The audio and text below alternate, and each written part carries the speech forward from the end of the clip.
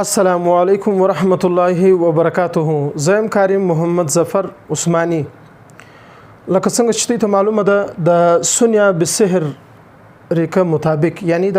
سنیا بسحر هغه مشهور اته طریقې دي چې په هغه کې تلاوت کیږي.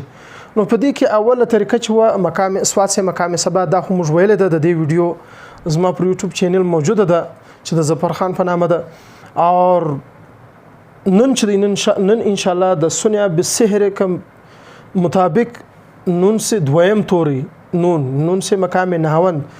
ان شاء الله نن به موږ په دغه مقام یعنی د دویمه طریقه د قران مجید تلاوت کولو په دې باره کې ان شاء الله موږ غایجو او د مقام نھاوند په هغه آیاتو کې ویل کیږي چې الله تعالی خوشخبری بیان کړي خوشخبری ذکر کړي او په هغه آیاتو کې ویل کیږي چې د جنت ذکر شوی او په جنت کې کم انعامونه او کم سہولت چې الله پاک په جنت کې جوړ کړی دی د جنت په باره کې کوم بیان شوی لکه سورۃ الرحمن چې دی یا سورۃ دامه سالون دیرشم سپاره اول سورۃ کوم شروع کیږي داغه دویم رکوع کې کوم د جنت ذکر دی اعوذ بالله من الشیطان الرجیم ان للمتقین مفازا یا اعوذ بالله من الشیطان الرجیم فبأي آلاء ربکما تکذبون متقسم ډیر ځایونه ډیر ستبیخي به انتها زیات به شمار آیتونه په قران مجید کې موجوده دي. نو نن موږ د قران مجید د تلاوت کولو د اتو طریقو څخه دویمه طریقه د دویم توریغه د سنیا بسحر دویم توري څخه مقام نھاوند دی او دا مقام نھاوند چې ما درته ویل چې مطلب کوم آیاتو کې ویل کیږي او دا आवाज بیا درې درجې دي په هغه کې په سوکا आवाज سره تلاوت کول او بیا आवाज لږ پورته کول نری کول او بیا چې وای په ویلو په مابین کې بیا आवाज نور نری کول پورته کول دته د आवाज درجه وای چې قرآن په اصطلاح کې دته قرار جواب او جواب الجواب ویل کیږي. د دې مثالونه به ان شاء الله زه درکم او دغه مقام نھاوند د आवाज په درو درجو کې او په د درو ځایو کې ویل کیږي.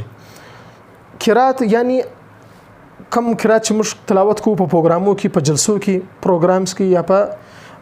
جلسو کې کم تلاوت کیږي او هغه څنګه طریقه د پاک څنګه ویل کیږي او چکل منځ ورکول کیږي یا زی ورکوم یا ارڅوک چې ورکی نو هغه به په کومه طریقه د مقام سبب د څنګه نھاوند څنګه کې استعمالي او دا غره کم اذان چې دی هغه په مقام نھاوند کې څنګه کې د مثالونه ان شاء الله زه درکوم. اول د واره مقام نھاوند د جلسې په تلاوت کې په الحمدلله کې زه مثال کوم په دی وجه چې دا اسانه دی ډیر هر یو چې هر کس په دې کې ښه په اساني سره پر دې باندې پریکټس کولای شي. أعوذ بالله من الشيطان الرجيم بسم الله الرحمن الرحيم الحمد لله رب العالمين الرحمن الرحيم مالك يوم الدين إياك نعبد وإياك نستعين اهدنا الصراط المستقيم درېمه درجه دا आवाज غچ نور به پورته کنه راکې صراط الذين أنعمت عليهم غير المغضوب عليهم ولا الضالين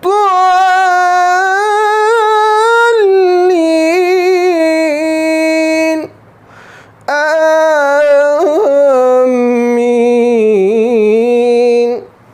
مقام نھاوند په المانځ کې چې منظور کوي أعوذ بالله من الشيطان الرجيم